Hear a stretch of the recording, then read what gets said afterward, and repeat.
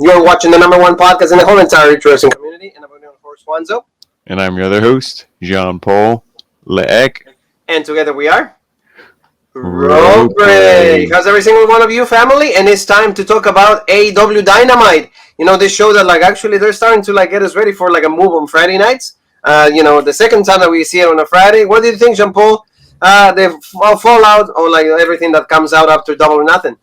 To me, they didn't really do anything wow, crazy. There was a big shocking debut, but we know how this company's track record is, so he probably will, but just feel like everybody else here in this company. But overall, they didn't really do anything too crazy besides that. Just to me, like a kind of normal episode of Dynamite we saw where they're taking some of these feuds, some things okay, some things not so. Yeah, exactly. So we're going to be talking about everything, family. Thank you for being with us. Thank you for the subscriptions. Don't forget to do so if you haven't. Also, follow us on Facebook, on also Instagram, and also on Twitter. We put content every single time. Don't forget Smackdown review also. We were live yesterday, so no failures for the Tribal Chief. He doesn't know even where Jay or Jimmy is. He doesn't know how to differentiate between the two of them, right?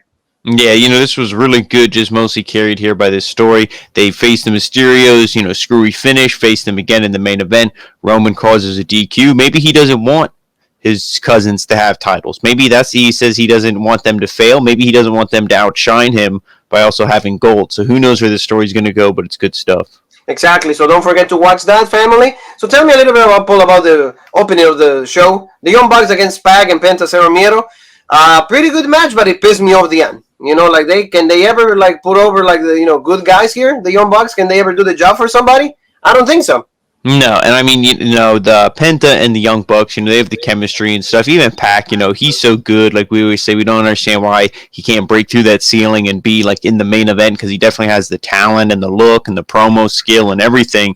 But this match, it was all right, for that style of wrestling, the flips and everything. But like you said, just, then you see Kingston come out. He gets involved, and it's all this stuff, and it's just, what's the point of this? Oh, because they're still not over that Jon Moxley feud. They still got to sell that. So then it also makes these guys feel less important. Yes. It's PENTA and PAC are just the stepping stones, back into this feud, and, that killed it for me. It's not good, and they're going to have, there was a promo also, afterwards, after the match, Kingston is talking to PAC and also, PENTA, and he's like, hey, we don't want you to be involved in this. It's get out of here. You're not part of the group. It's we don't want you here. And it's oh, well, in the end, I was hey, the enemy of my enemy is my friend. So, you see that, they probably are going to end up teaming up together, which it seems like it's going to be the case. So, they're going to see next week, we're going to see, the Young Bucks and Brandon Cutler against PAC, PENTA, and now Eddie Kingston. So, these feuds don't really make sense. I mean, there's been a lot of rumor that they're going to introduce a trio tag team belt. So maybe this is the setup for that. Yeah, that's what I think this is. And, don't be surprised if they put it on the Young Bucks and, Brandon Cutler. But, I don't know. This is just, I think it's not really going to help. Because we already say these multi-man matches are a mess. Now you're going to promote them even more by having trios titles. I don't think it's a good idea, but I don't think a lot of things this company does are good ideas. So. Exactly. So we're going to see what happens on that. But like you said, we had a big shocker, debut on Dynamite. But before that, we actually got to see Mark Henry. He got to say a few words. Remember, is AEW broken, Jean-Paul? Oh, no, it's not. I just came to tie a few screws right there. So Mark Henry is being politically correct, right? Yeah, playing babyface and everything. And then Shivani, because they present him to be a mark. He's like, oh, you look in the best shape of your life. Are you going to get back in the ring?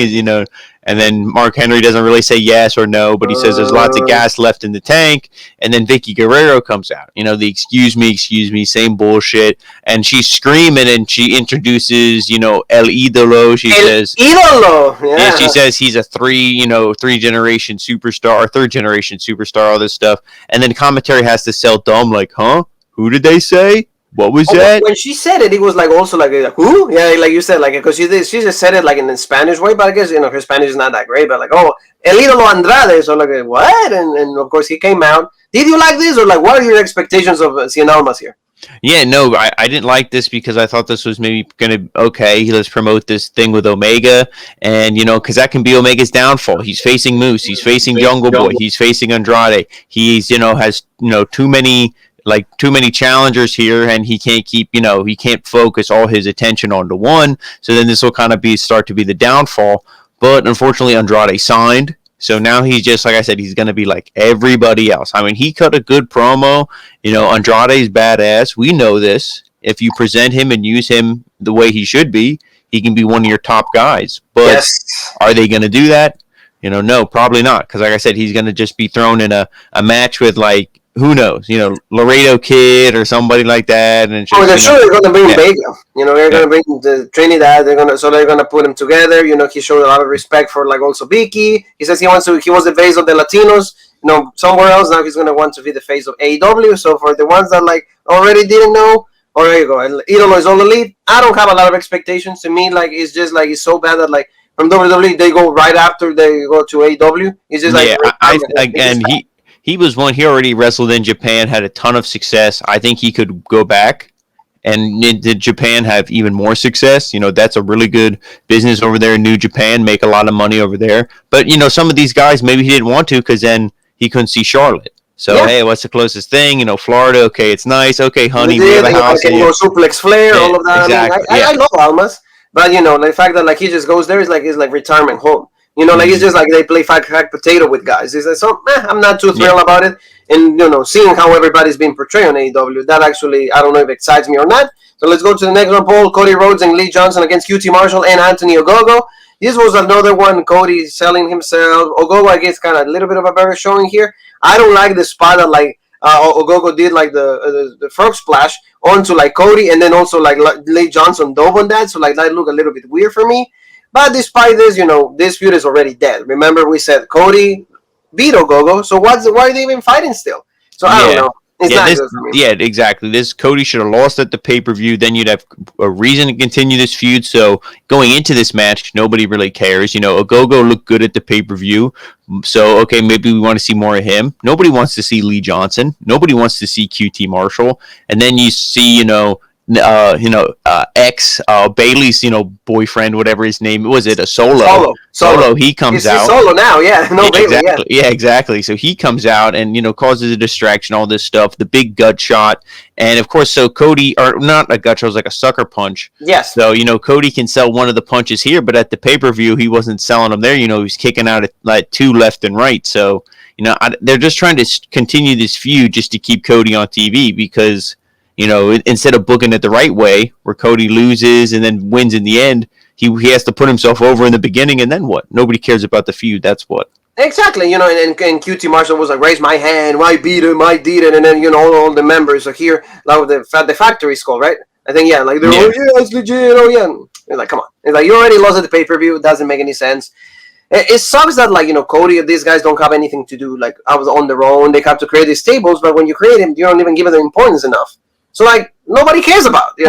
Yeah, and with the main event being Dustin Rhodes versus Camarado on a bull strap, or a bull rope match. Nope, if that's your main event, it's not already, off to a bad start. And also, like, when we get there, when the winner, everything, just varies also, like, this factory. So, like, great job on the booking things. So, Orense, let's go to the inner circle. They're going to celebrate, like, their win in the Stadium Stampede. Like, we knew that we were going to win. We all said it. I mean, a lot of people didn't give a lot of praise. They were, like, okay with the match. Everybody was like, it was average. So, like, we didn't hear a lot of backlash or a lot of positivity from it. So, it's fine. And they said it's not over, Paul. They're going to keep fighting. Jericho completely saying that he needs to beat MJF. He needs to beat MJF because he cannot sleep. He gets cold sweats and all of that. Sammy Guevara also talked. He said that, like, he loved the way that, like, the thing ended because, yeah, they're actually pushing him. He's going to be the new star on the inner circle. We got to see Santana and Ortiz. They said that they want to keep fighting. It's not over yet. They want to see the shenanigans. And Hager said that he wants Wardlow. He wants to in an MMA cage match, which is good. I've been saying that they should do that for Lesnar and Lashley. But what do you think? Yeah, Hager's an awful promo. I don't know if it's like, and you don't want to make fun of a guy because of a lisp, but I don't know if it's his lisp or what it is, but he should just not talk, at least not have long-winded promos. But, I'm excited to see that cage fight. I think that's going to be, because he is, he's a pretty badass fighter. So, I want to see that. That'll be cool. But this, again, same thing I said about the last segment. When the baby faces lose or win, the feud's over. So that's like, now to me, they're the bullies. They won and they keep beating them up. Now they're the bullies. The legit thing is like they all had shirts for everybody, so that's cool. I mean, I don't know if they were the right size for everybody, but that was cool. But like you said, they're gonna keep fighting with this. And again, what did we just say in the last segment? Is because they don't have anything to do with this guy. So it's like, oh, let's do it together and let's drag this until there's nothing else for them to do. So that's why they're gonna do it. Am I excited? No, I don't want to see it because, like you said, like they lost. So let's go now to a little bit of like. The outcome of what happens with Orange Cassidy, also Kenny Omega and Pac had the triple threat for the AEW World Heavyweight Championship. Like Trent and Chucky, oh yeah, that he got you beat twice, right? So, Orange Cassidy goes, is not as far from over, so they're going to keep dragging this too. And I feel bad for Statlander. She's even in the bag, nobody knows where she's at. I don't know. I don't like this, Paul. This, to me, okay, like you listen to these guys cut a promo, and this guy just challenged for supposedly the most protected world, according to Chris Jericho, most protected world title in all of wrestling. And these are the promos that are being cut. Imagine comparing these to like Triple H, Rock, Stone Cold, Ric Flair, like those promos. This is like something. The state of wrestling nowadays. Yeah, this is awful. This is something you would pay $5 to sit in a high school gym with 10 other people to watch.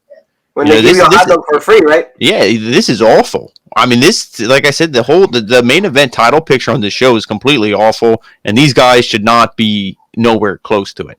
Yes, and like we actually got to hear from Kenny Omega. Kenny Omega was actually addressing, not even like he didn't say anything about Cassidy, but he's addressing a Jungle Boy because like they're gonna have a match, which it was actually moved. Remember we said 2 weeks? No, they're gonna actually push it even further. It's gonna be on a Saturday, June 26th. That's when it's gonna be, and like that's where we're gonna be seeing this match. And what do you think of it? I mean, like this promo was a bit decent for me because it's like, oh, I don't fight. I don't fight like a jungle. I want to fight a jungle man, or I'm a jungle man. I'm a jungle champ. I'm not a Jungle Boy. So, you're already burying, Jungle Boy. I don't care about this too much. He's not going to win. So why do they even have the match? Yeah, I mean, again, Omega's the goofy, stupid, silly promo. Don Callis is the same way. So you can't get excited or hyped up by anything they say. I mean, I think the match will be all right. Jungle Boy is, at least he always has that baby face, like energy that you get behind him. You cheer for him. You want to see him win. He can sell his ass off, but... Omega's going to go over. Jungle Boy's not going to be the champ.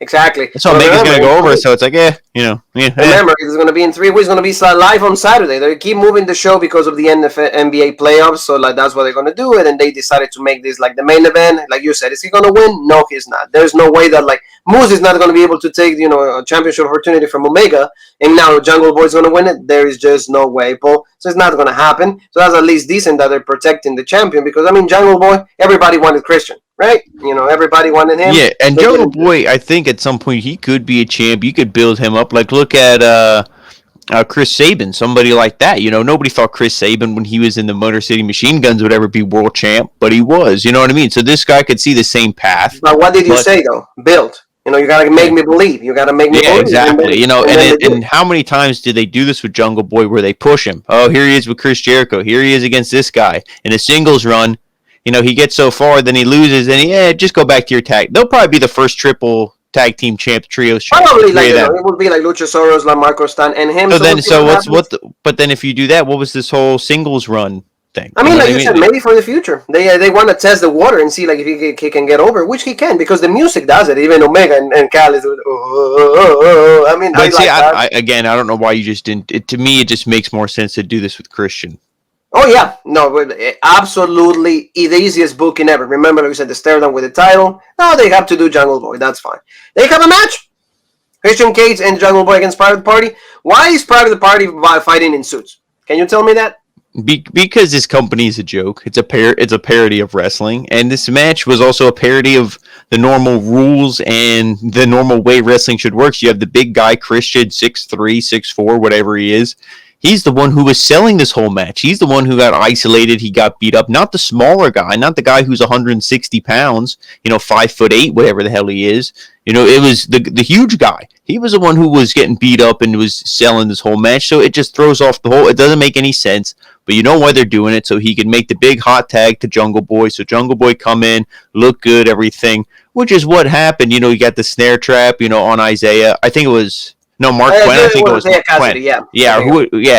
Who can tell? Because now they both wear the same matching clothes. They look like Jimmy and Jay. Yeah, they look like their mom dressed them for, Christian school or something, the way like they're in their nice little tan khakis and the, dress shirt and the bullshit that they wear.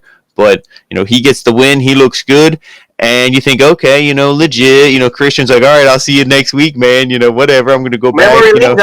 Yeah, boom. Twist of fate right there in the ramp. So there we go. We see that's the next feud.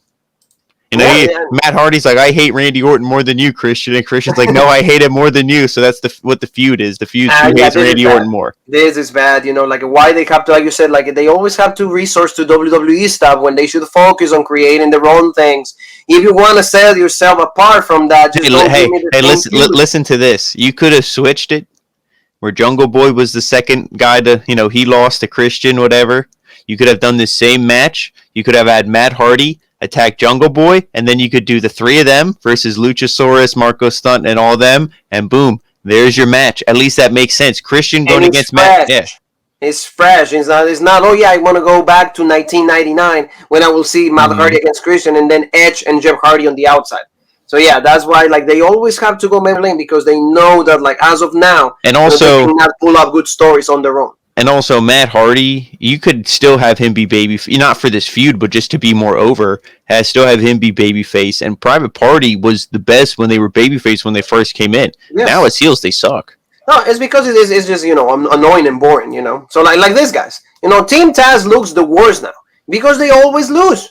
Again, every single faction that they have in this company, they don't win. They never go over against main event talent, and that's why nobody really gives a damn about this. So he says that next week they're going to have a match also against Adam Handman Page and one of the members of the Dark Order. Are we looking forward for this? No. This feud should be over. Who cares? Yeah, and this is what sucks is because Taz cuts a legit promo, and he's like, yeah, and he sold Elevation. He said you can see, Hobbs and Cage on Elevation. Yeah, he's like kicking the shit out of some sorry sons of bitches. Taz cuts such a legit promo, but like we say, he's the boy who cries wolf. He keeps saying, "Oh, we're badass," and they always lose. So no, you're not badass. You're a joke. So it's unfortunate that you have to say that about Taz. Yeah, no, like you said, it really does suck. So I'm not really looking forward for that. Like you said, Taz a good promo. Yeah, like does he really like? Do we care about this? Nah, not really. So Paul, like, tell me a little bit about another one that we don't care anything. We don't give a damn about this. Sting, he comes out with like Darby Allin. They're thanking everybody about the match that they had. I mean, he did look good, but like he buried two new young talents and Scorpio Sky and Ethan Page.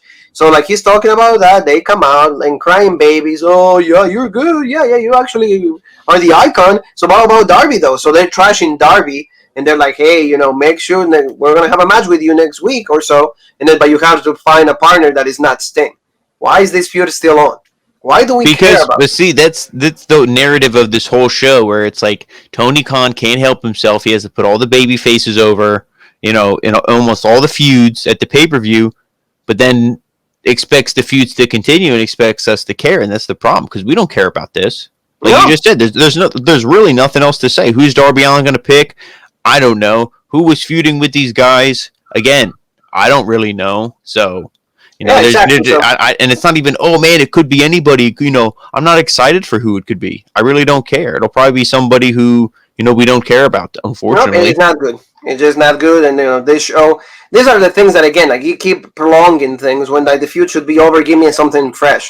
Do something better with Ethan Page. Do something better with Scorpio Sky. They're they're young. They're talented. They deserve something better. Not this, but at least they treat one person right in this show. And this is, Dr. Britt Baker, DMD. She's going to have the celebration. She came out, she had like 1,500 like Big Macs. So like, I was because you said treat her right, but I mean, this segment to me was awful. I mean, at least the beginning was all right. She came down. She's like, "Oh, I'm gonna upstage Chris Jericho by giving you all gifts." Of course, of course, she put herself over for winning at the pay-per-view and all that stuff. But then she's like, "Oh, wait, there's no coupons for the Big Macs or whatever because they're all up here."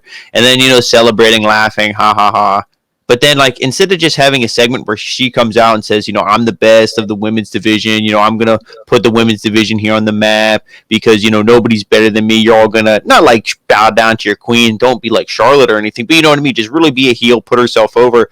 But instead, they have to ruin it. You have Nyla Rose slaps the tray of burgers, starts throwing burgers. And is that the first feud we're going to see?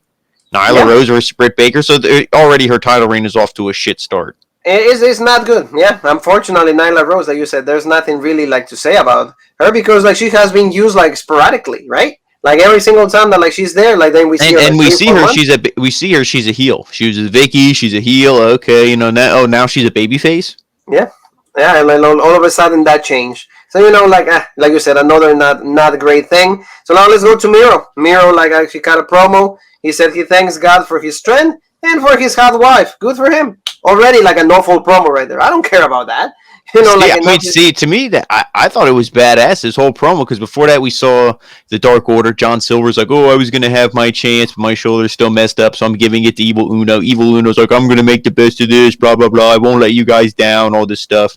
And Miro, to me, just came off like such an arrogant, cocky monster. He's just like, yeah, I thank God for my strength, my hot wife. And then he pretty much said that, like, look at him. Like, how is he supposed to feel like they give a title shot to this guy? He's like, he's a loser. He hopes that he can win and be good. He's like, no, you don't step to me with a hope, unless that hope is just to survive. Then he throws the title over his shoulder. That was good though. He looks like a monster. This to me, Miro was the best thing on this entire show was that Miro promo for me. I mean, this was like, I mean, he's gonna tear apart Evil Uno. That was cool. That was cool. And like you said, like I like the last line. It's like you come to me when you know you can actually, you're for sure. You can put anything to me, like you can actually try to beat me. But yeah, I mean, he should kill this guy in like 2 minutes. Win the match. We hear music. Oh, who's this coming out? And it's Lana. Yeah, exactly. Well, like 90-day compete closer is going to be. Oh, they have that. Oh, okay. Yeah, they do have that. Compete for Lana. Okay, compete. All right, I just got to say that. Compete. Yeah, we are greatest wrestler in the world. That's fine. Like she should be competing with this. Unfortunately, Red Velvet is fine, but the Bunny. Great on TNA on Impact, great feud with Chelsea Green. No, done. They don't know what to do with this girl that actually she can wrestle. I don't know what you think of her, but on a personal level, I want to tell you that at least she's decent in the ring. I'm not telling you she's no Io Shirai, no great talent here, but like she can give you a decent match. And Red Velvet is in the process of like becoming better, but I guess you need to put this on the show so I can fall asleep, right? Yeah, this was not good right before the main event. Again, this match, nobody cares about it, unfortunately, because the Bunny hasn't been featured on TV in forever. Yes. The Butcher and the Blade are absolute like loser jokes when they should have been presented legit, especially with the cool look and gimmick they had. But this match, and then who was with Red Velvet? It was Big Swole, and I don't know the other girl's name, but Kylan King, I think it was. Yes, Kylan King. But, yes, but they're out there, and I mean the match was all right. It wasn't like the worst thing that I've seen, probably this week. Monday Night Raw, you always takes the crown for that. But there's no way to top that, yeah. Yeah, but then the Bunny, she tries to cheat. I don't know if who was it, the Blade? He tried to hand her something or whatever. Yeah, the brass knuckles. Yeah, brass knuckles. Yeah, so and then her friends distract the ref, and you think, oh, that would have been the perfect opportunity. The dumb babyface friends, the ref's distracted. Bunny hits her with the brass knucks, pins her 1, 2, 3. No, the exact opposite happened. Red Velvet hit her finisher and won. The dessert, yeah. So what the hell was this? It was the same thing we always see. Babyface goes over, nobody cares. Nope, they don't care about that. It's just like it's just typical. Because you don't. If you think about the way when wrestling was legit, you never beat main, people that were named and had okay, we know who that is. You didn't beat them like that. As heels, you beat the jobbers like that. Yes. The Bunny should come in with the Butcher. Okay, this match is going to mean something. The heel cheated to win. Okay, now we start a program. We start a feud. Not okay, because now the heel lost. Well, they're a loser, so I don't care about them. No, it doesn't make sense, and So let's go to the main event, Paul. Like I said, Neil Camarado with Dustin Rhodes. Bull rope match. Again, this is more... Where Dusty was our father, we got to do something to represent the family, right? We own the show, so we're going to give you whatever we feel like. So this is like that. A main event that is absolutely uninteresting.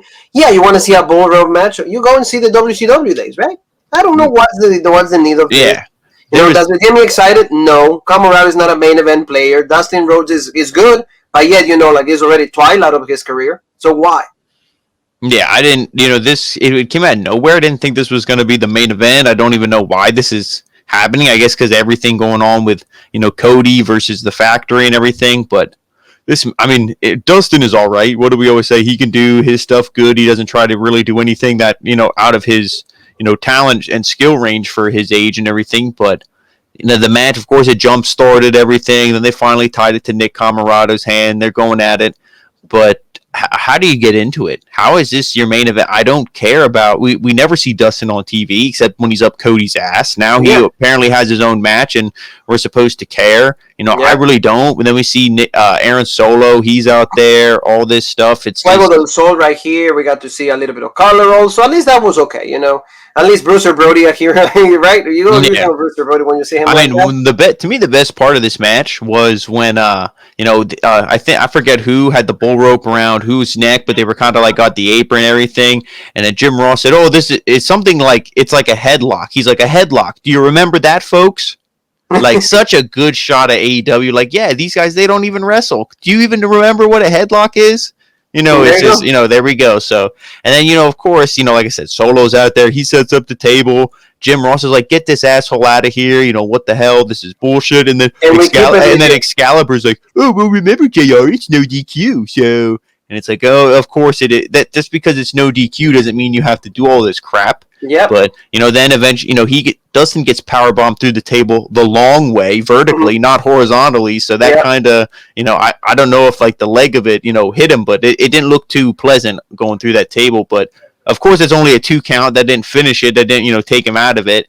And then a big bulldog off the top. He, bull tied him or whatever hog tied him, whatever, pinned him 1, 2, 3. And it's, Dustin wins. Okay. And the show goes over there like that. Yeah. I mean, at least Dustin didn't get attacked. At least he celebrated and was like, I was waiting for him to get jumped. I was waiting for the gut shot or sucker punch. You were waiting, so like you got to see like the factory going over, but no, Dustin closed the show. And one more time, next week is going to be Friday also. So it's like, forget about the Wednesdays until like the NBA season is over. I mean, and also, we said this before, they're actually setting it up because Dynamite is going to be on Fridays, next year. So, I mean, is it working for them? I don't think so. It's actually growing the ratings for them. So we'll see what happens. But and to put on main events like this, that's definitely not going to help your ratings. And especially at what time, Paul? 11:50 at night. Are you falling asleep or what? I'm just saying. Exactly. Are you falling asleep or what? Because again, when it's like 9:50 or something, at least my attention span is a little better. I'm like, oh yeah, bull rope match. But over there, I'm just like, when I just hear Dustin, Goldust was better. So I go back to sleep. So, for every single one of you that didn't know this, special night and time.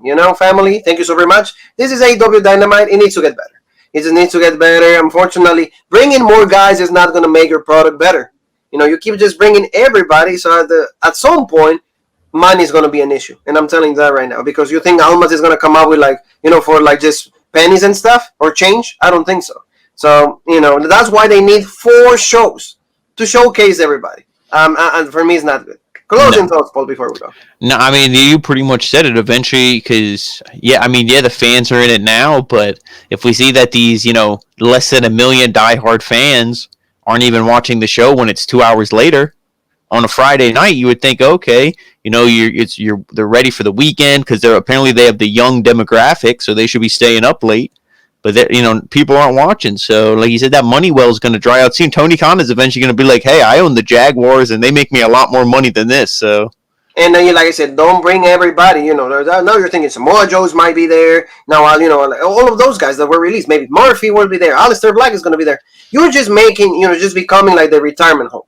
Or you're just making like, you're not in the top spot. Okay, let's go to the B spot and then just show up there. And you'll be fine because you're making even more or as much money as you were in WWE. Family, thank you so very much for the attention, for the time that you let us be in your houses. Don't forget to subscribe, hit that bell for notifications, and also forget to follow us where?